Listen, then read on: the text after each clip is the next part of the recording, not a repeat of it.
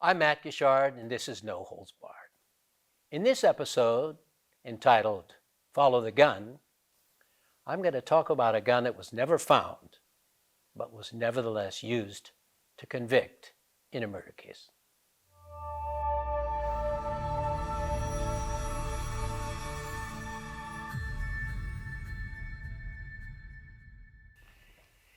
In a murder case I handled, an individual had been shot, and the bullet that was taken, the single bullet that was taken from his body, was .22 caliber, and it had 8 lands and grooves and a right-hand twist. And what does that mean? That's the rifling that the weapon that fired off this bullet had. So 8 lands and grooves and a right-hand twist. So we knew that by examination of this single bullet that caused the death.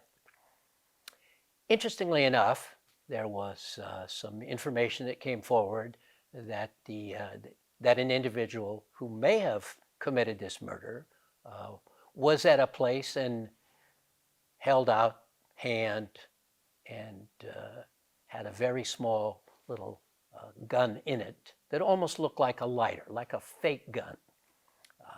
And interestingly enough, then the FBI had a database on weapons with 8 lands and grooves and a right-hand twist. And there was nothing on that database, it obviously wasn't exhaustive, that pointed to something quite as small. There was a much bigger Derringer and some other kinds of .22s, but nothing that matched that little description as given by an independent witness. So, a long period of time went by during the investigation, and somebody came forward and said that her boyfriend had been killed in a motorcycle accident, and he had a little revolver, and that little revolver had been stolen, they believed, by the person that we believed may have committed the homicide, the same individual who was displaying that weapon a day or so before the homicide. And what did we find out?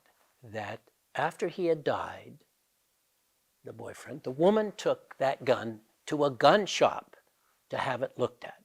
And the gun shop just said, oh, we have to send it back to the manufacturer because we can't do this. We'll send it back to them and they'll refurbish it. So for protection purpose, civil protection, that's what these gun manufacturers would do. So it went all the way back to the factory.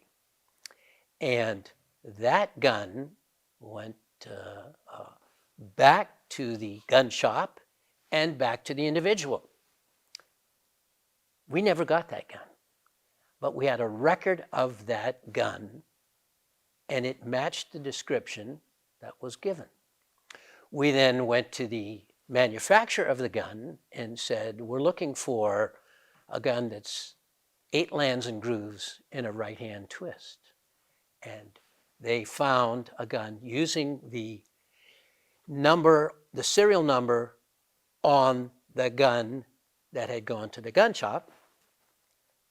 They found a gun that they had that was 20 serial numbers after it, and they had a gun that was 3 serial numbers before it.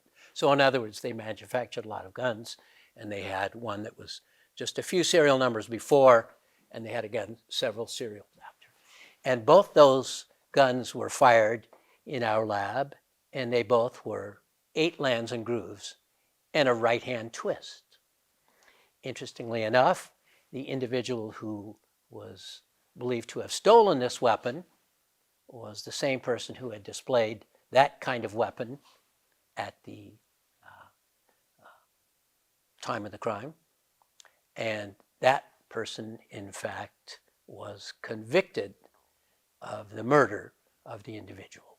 So following the weapon, following the history of it, following the manufacturer, at trial we had somebody come out from the manufacturer with those 2 weapons that each had 8 lands and grooves and a right-hand twist, and testify as an expert in front of the jury. Here are these weapons. Here they are, and displayed them, and they were little, just like I described, almost like a cigarette lighter, as small as that. And they were called mini revolvers, and in fact, made by North American Arms in a very interesting case of follow the gun, and following it all the way from the death of an individual on a motorcycle to a gunshot to the manufacturer to being displayed shortly before the homicide, and we never recovered it. But clearly that, together with a number of other items of evidence, proved beyond a reasonable doubt the perpetrator of that murder. A very interesting case. Thanks for watching this episode of No Holds Barred. If you'd like to see other episodes of No Holds Barred, hit the like button and hit the subscribe button. It really helps with our YouTube algorithm, and we appreciate it.